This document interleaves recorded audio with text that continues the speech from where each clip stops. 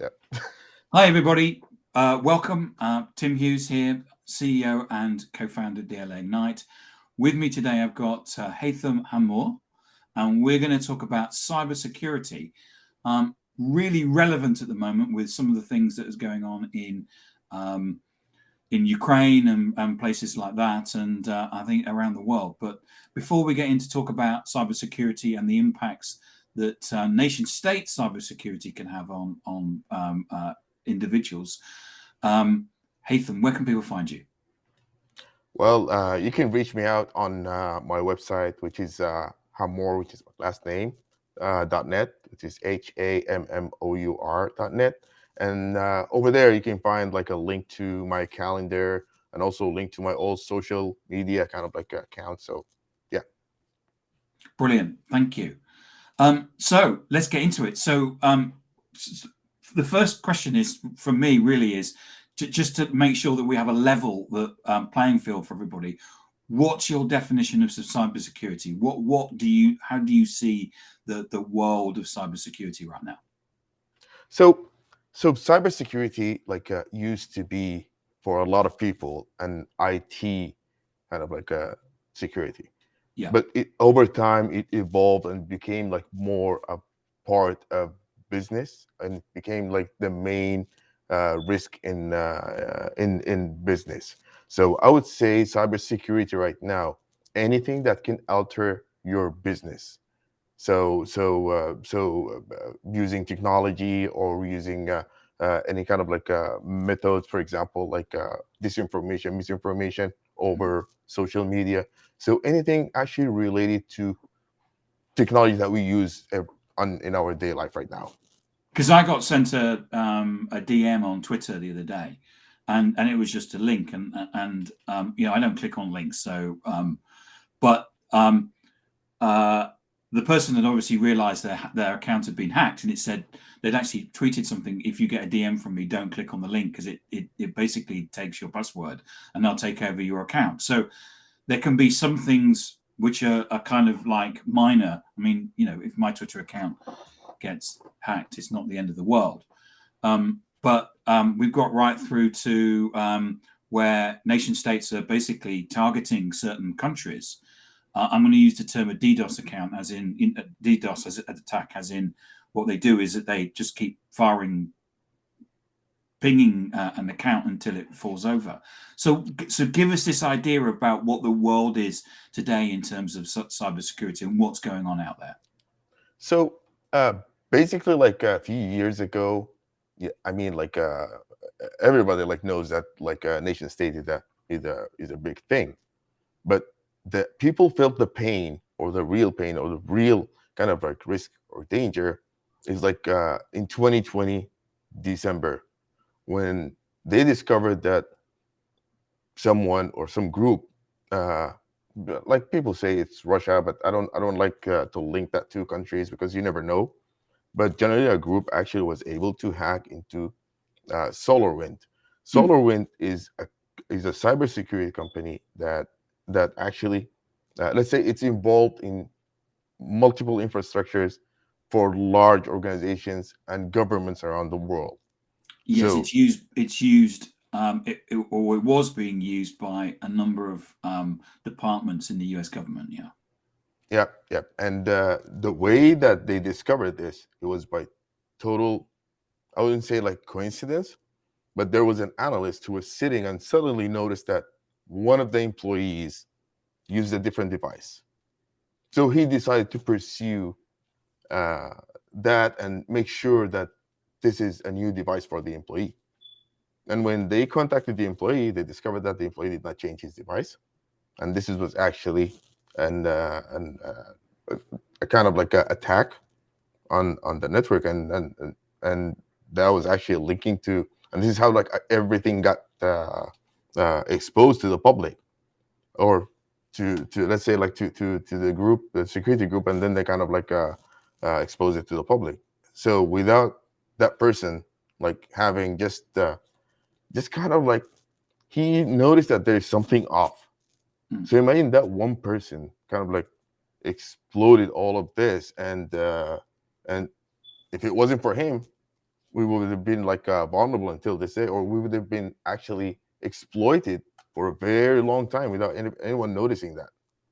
And the problem with, for example, the solar wind, it happened on the supply chain, which is basically when you embed a malware into a software that is used for different purposes, and by doing so, you kind of like become part of get a backdoor to the software that is actually used globally everywhere. So they were, if I recall, they were actually using the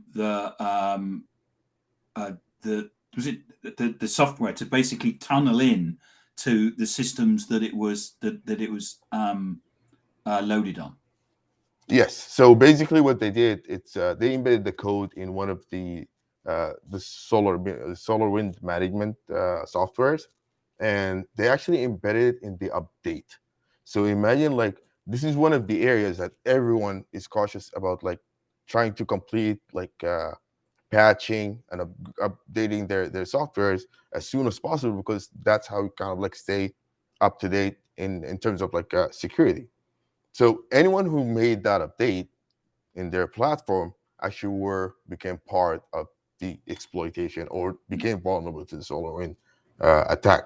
So it gave a backdoor to that software, and basically they were able to access the whole infrastructure and move laterally, and that's the other part. So after they get in to kind of like whatever that management system is installed, they started like moving laterally within the organization, within the perimeter that is available. Right. And so why is this important? What is it that why is it important that we know about this stuff? So, good question. For two reasons. Because to understand the magnitude of that kind of like that risk for the general public, because all of our infrastructure actually right now are automated, run through systems that are connected. That's include the national grid, railway, and soon we're going to have like a autonomous car. Well, already we have cars Yeah. actually that are connected within the system. So all of these kind of like platform systems can be disrupted in a way that could make a lot of damage and a lot of harm. So people in general need to know about that kind of like risk, so they can, for example, pursue their kind of like their leaders to kind of like make actionable and really take measures from this kind of like risk, because you cannot eliminate that risk, but you can reduce the amount of vulnerability that you have. The other part is any attack, as I mentioned before, like a few minutes ago, any attack actually starts from somewhere. And usually we say like everything could be an attack surface, a way for a hacker to kind of like get into a system. So usually the weakest link in this whole thing is the humans. Like, for example, let's say you're working in the national grid somewhere in the world, and you have your phone and you use your phone for your social media, anything. So attackers usually try to target a person like that, a person who would give them access to the perimeter of that, for example, national grid, by impersonating him. So the first step that usually like people should take is actually educate their people to kind of like become aware if they are vulnerable, or if there's any kind of attack. Like, for example, you don't click on links, which is that's a good thing. I think everybody should do that. But even myself, I've been phished multiple times. Like I consider myself cautious, but over time you get that kind of fatigue, or sometimes like you're in a hurry and kind of like click So quickly on some of the something. emails you get, you go, is that right or something? You know. Yeah, so like when you're focused, you can kind of like pay attention to that, but you cannot like be 100% like right all the time. Yeah, I totally agree. I was once given some advice by a technical person that because he was an architect of these things, and I said, so how do you start? And he said, you always have to assume that you've been hacked, and you work backwards from there. Yeah. Go ahead, sorry. No, and what do you think to that? So I think like you don't have to be paranoid, but you have to be kind of like I would say like aware of your environment. So if we're talking like for regular person, just like me, you, like always look for things that doesn't look right. If your computer is slow, there is a reason for that. If your phone actually like keep acting like for example it's kind of like restarting, rebooting, or disconnecting all the time, there's something off. So whenever you see something not in place, try to find the root cause of that, and this is really important. And it's just like sometimes like people, for example, like me, I become paranoid about those things to the point of like whenever like I feel something that is off, I kind of like uh find it's kind of like a false yeah, it's a false positive. Right. And I think that some, we all need to look out for those things, because I mean, some of the phishing emails that I get, I mean, they're just so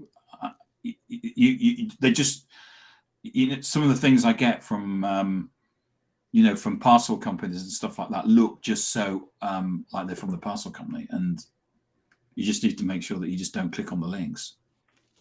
Yeah, and it always like I tell people like always go to the basics of security in general, like just to protect your accounts, even if you got like for example hacked in terms of like your device got been under attack. At least you can protect your like online accounts, like your email, social media accounts, because those matter too. And the thing that I've noticed like recently, that a lot of people like they don't utilize the multi-factor authentication on their email accounts or on their social media accounts. And this is one of the things that are like quite important. It's a free service that actually provided by those providers. Use them. It will give you like a lot of protection.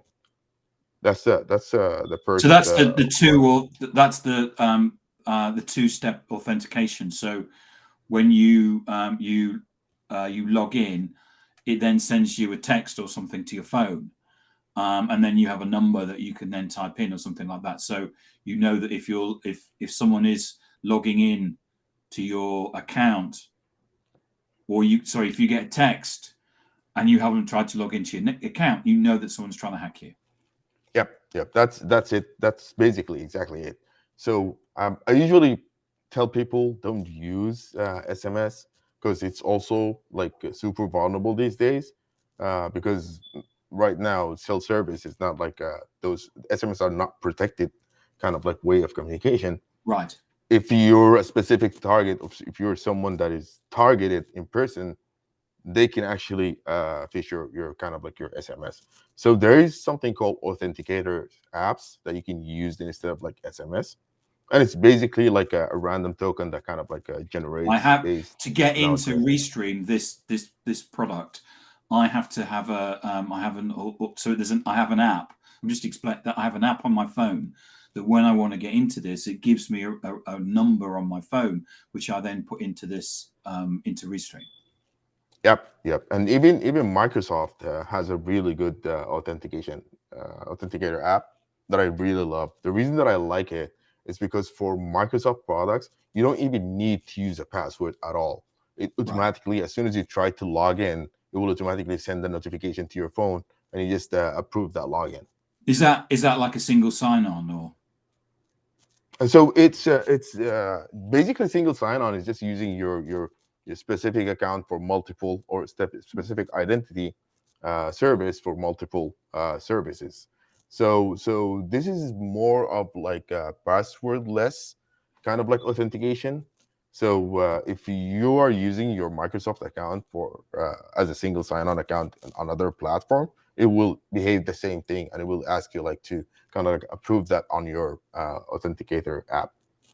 And that's even better because you don't have to type your password. You don't have to like because sometimes even typing password, people kind of like see you typing that password and kind of like uh, like steal your password. And some people end up like writing their password in like on their monitors, which is kind of like crazy. But trust me, a lot of people do that. I've been around IT departments or any kinds of departments where people have got their password on a sticky, you know, and it's yeah, that is Yeah, funny. yeah. And the other important thing that I always ask people to do is actually like make sure you have some sort of automated backup to your data, Right. because back in the days, ransomware used to be like something that kind of like targets big corporations, governments. Now it targets everyone. Like even someone at home could get targeted. If your data is valuable, you're going to be paying like whatever it is, $50, $100. It might be nothing for you, but it's something for someone else, and Hmm. it's a risk for you actually. And so your recommendation is to use to back up. Is that backup onto into a separate disk or a backup in the, you know, like the iCloud um, or a cloud-based storage? I mean, what's your view on that? So for me, I don't use like any kind of like like disk backup, physical backup, or at home. Basically, I use like those online storage. And one of the things that I really love is actually like the OneDrive for Microsoft, because Hmm. it not only backup, it actually syncs all of your devices at the same time. So if it happened like right now, you'll have your data until the last minute. That's what I like about it. But generally, like use iCloud or use Google Drive. Just make sure you have your data backup all the time. So I've actually got a physical disk that we stored stuff on, and they've just announced to us that it's out of support. So what we're going to do is we're going to take that we're going to get a new disk. We're going to unplug the old one, but we're going to drive with the old one to my parents' house.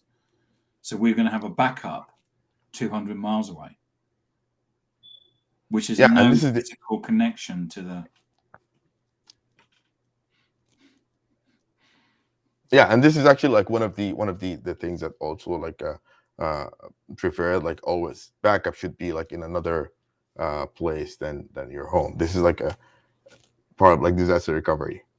It is, yes, because you know you never know what's going to happen, and you could have multiple versions of the data here, but if they're all going to go if it's, you know, a plane lands on us or something. I mean, I live 30 minutes from Heathrow, so you know a plane could easily land on us, and then all those versions of the data have gone.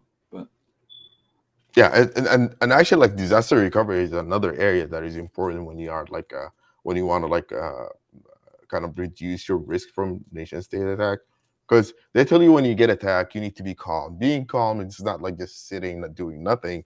Being calm is actually be prepared, and being prepared is actually like having like a disaster recovery plan. And that's actually not just for organizations, even for people at home they should have a disaster recovery plan, just to know exactly what to do when things go wrong. because if you've got photographs that have, you know, of children or holidays, it means something to you and it has a value to it.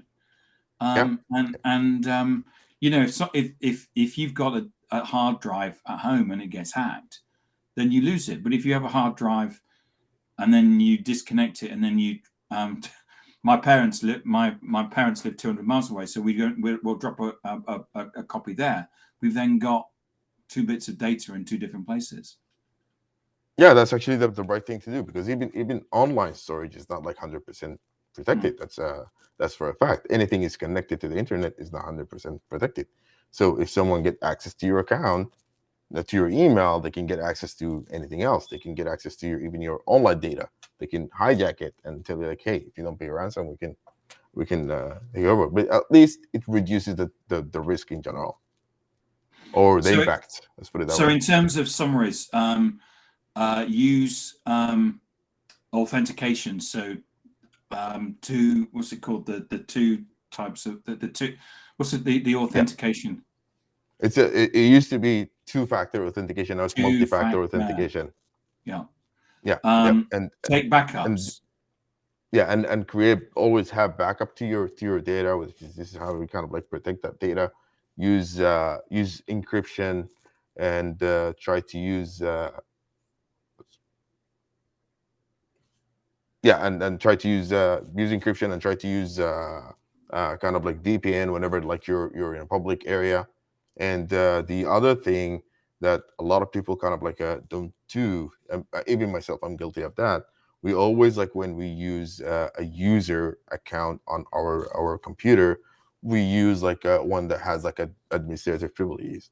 So the best way to do that is actually like create another user, and this is like for your daily use. And whenever you want to install an application or make changes to your computer, you can just supply the device with your administrative account, and that's it. By doing that, you kind of like being really protecting your device from any kind of like attack. That's good advice. Yeah. Mm. Yeah, yeah. The other thing is actually also like patching. We talked about that earlier.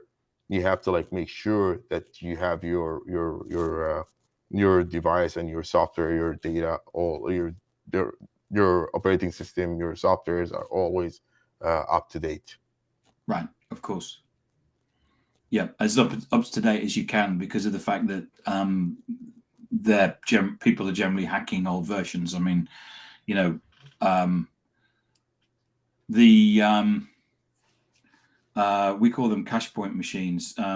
The where you could go to a bank and get cash outside. They were running on Windows 95 for years.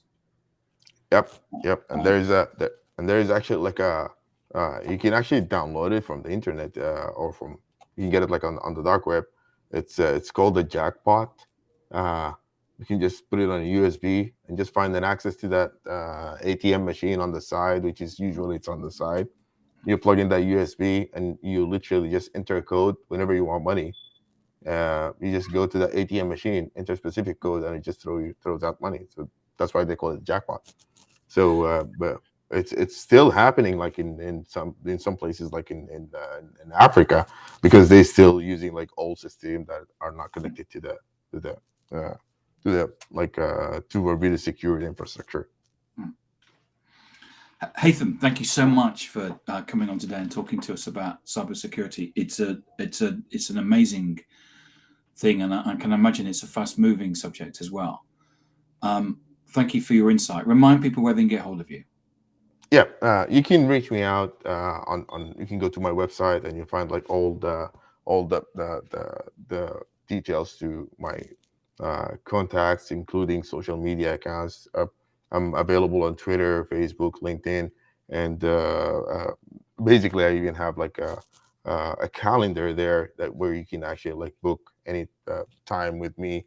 You can also like just fill out a form, contact me. So yeah, that's where you can find me. And Wonderful. really, thank you for having me, Tim, Hey, you're tonight. welcome. And yeah, and let's do it more often, because there's a It's been lot to talk fun. about diversity. Yep, yep, absolutely. Thank you so much. Thank you for coming on. Thank you. Thank you.